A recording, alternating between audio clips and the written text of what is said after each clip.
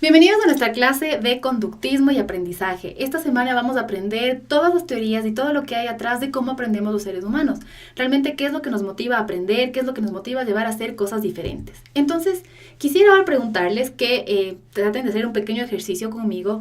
Cierren sus ojos y se imaginen qué sucede en su interior, en su organismo, en todo, cuando se imaginan unas gotas de limón cayendo sobre su lengua. O el sonido de una tiza en una pizarra cuando alguien raya con sus uñas. O el delicioso sabor del chocolate derritiéndose en tu boca, o un beso dado por la persona que más amas. De seguro, cuando yo leía cada una de estas cosas y les contaba, fueron sintiendo varias sensaciones. Quizás en las gotas de limón sintieron salivación, el sonido de las tizas les hizo estremecerse un poco, el chocolate delicioso y el beso segregaron ciertas cosas en su organismo que les hacen recordar lo que sucede. ¿Qué pasa?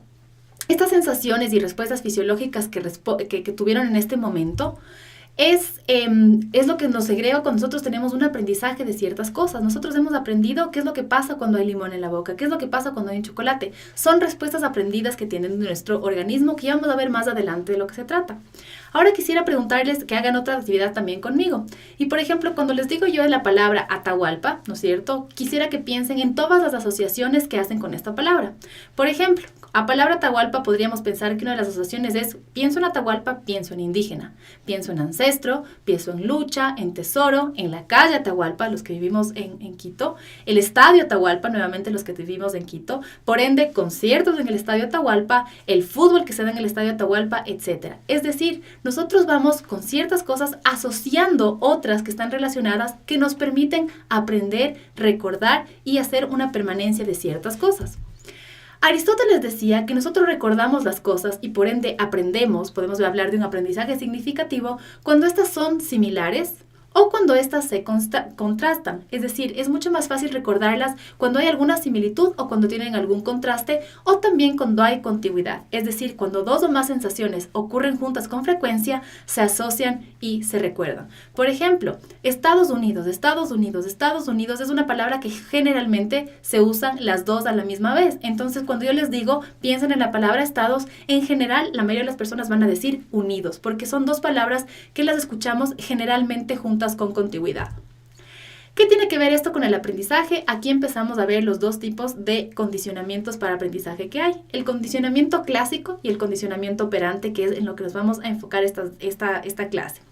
El condicionamiento clásico es un aprendizaje de respuestas emocionales o fisiológicas involuntarias.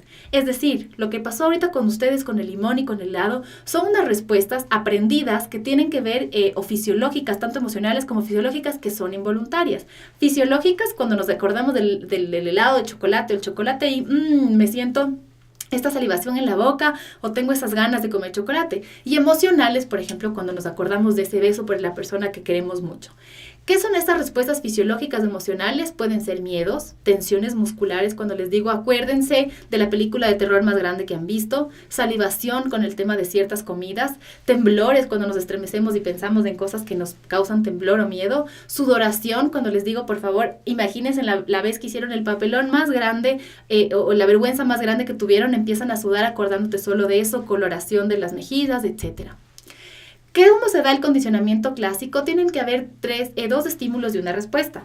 El estímulo neutral, ¿no es cierto? Es una relación que no tiene relación con alguna respuesta. Por ejemplo, un estímulo neutral, les voy a poner este ejemplo, que es uno de los ejemplos que utilizo siempre en clases presenciales y es muy fácil para darnos cuenta. Estímulo neutral, algo que no tiene relación con nada, ¿no es cierto? Por ejemplo, una canción de Justin Bieber. Vamos a pensar una canción de Justin Bieber o de cualquier otro cantante en general. Estímulo incondicionado. Es un estímulo que siempre provoca una respuesta física o emocional. Por ejemplo, el alcohol siempre nos va a causar mareo. El alcohol nos puede causar náusea, ¿no es cierto? Pero en este sentido vamos a ver un estímulo incondicionado es una cosa que siempre provoca una respuesta fisiológica. El alcohol o estar intoxicado con alcohol nos causa mareo.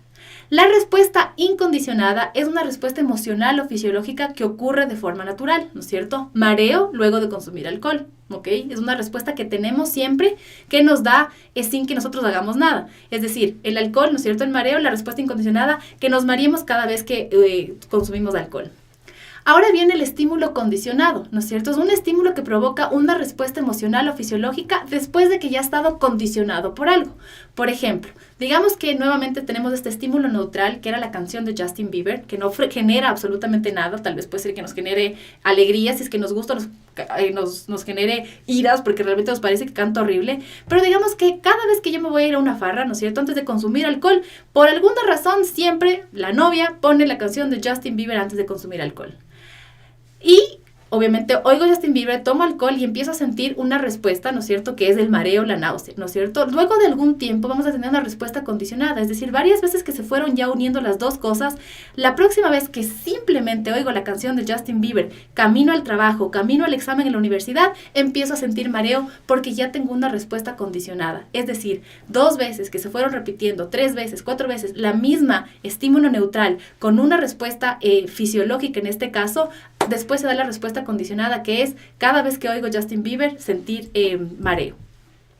¿Qué pasa con el condicionamiento clásico? Se puede dar la generalización, es decir, un estímulo similar o parecido al estímulo condicionado puede volver a producir la misma respuesta. Entonces, por ejemplo, ahora cada vez que escuchamos la canción de Selena Gómez nos produce mareo porque son muy parecidos los géneros del uno del otro o lo relacionamos porque eran novios, etc. Es decir, se puede dar una generalización. Cada vez que oigo pop o cada vez que oigo la canción de un cantante parecido a Justin Bieber, vuelvo a sentir el mareo. Discriminación se da en cambio cuando el organismo responde solo ante ciertos estímulos condicionados. Entonces, por ejemplo, no toda la música pop me va a dar mareo, sino solo la de Justin Bieber. Podría darse lo uno o lo otro. O generalizo o empiezo a tener discriminación. Y extinción, se empieza a debilitar la respuesta al haber ausencia de él. La próxima vez, por ejemplo, la próxima vez que vuelva la persona a tomar alcohol, sin escuchar ya de esta vez la canción de Justin Bieber, poco a poco se va a extinguir esta respuesta condicionada de sentir mareo cuando oigo Justin Bieber, porque ya no hay nuevamente esta conexión continua todo el tiempo. Vamos a ver otro ejemplo, por ejemplo, ¿no es cierto? Tu novio siempre usa el mismo shampoo. Un shampoo es un estímulo neutro, es decir, no causa absolutamente nada. Luego, cada vez que tú ves a tu novio, un estímulo incondicionado, te sientes feliz, ¿no es cierto? Veo a mi novio, no tiene nada de condicionado, la respuesta normal es felicidad.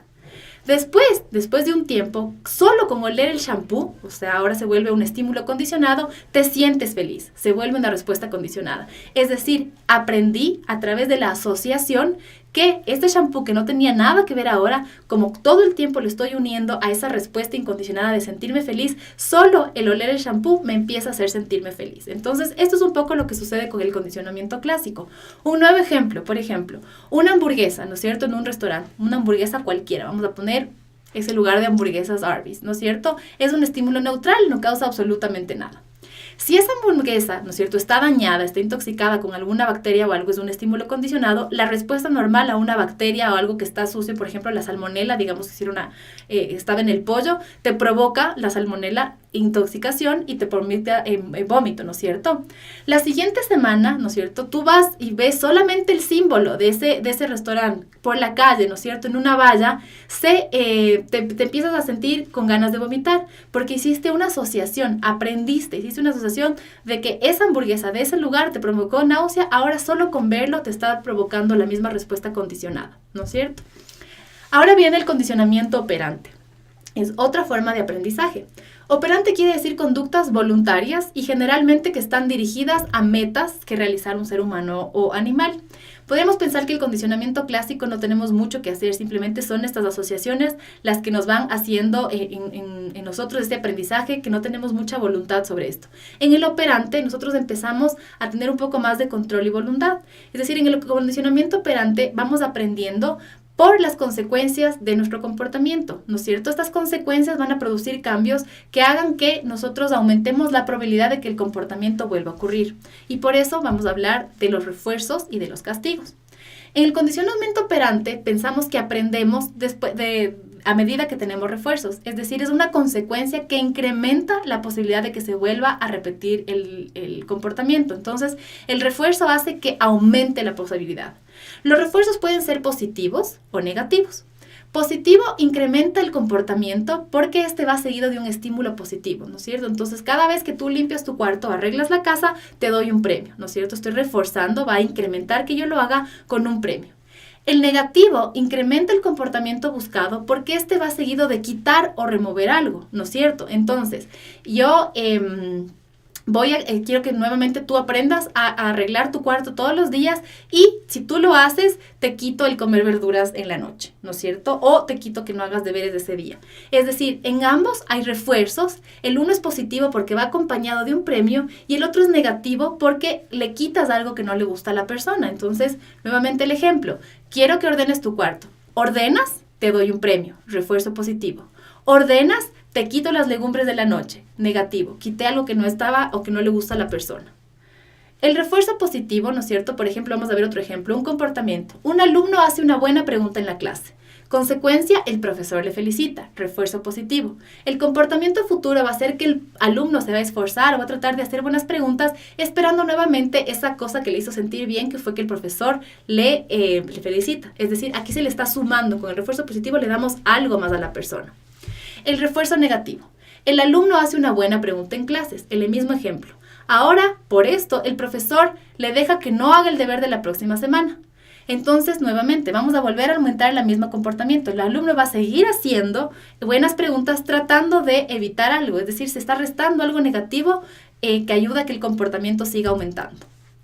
Hay algunos programas de reforzamiento en donde ustedes van a ver ahora en estos programas de reforzamiento lo que van a hacer ustedes en su deber de esta semana. Es decir, cuántas veces voy a darme recompensas, cuántas veces voy a darme refuerzos positivos, cuáles van a ser refuerzos negativos que yo voy a utilizar para hacer mi programa.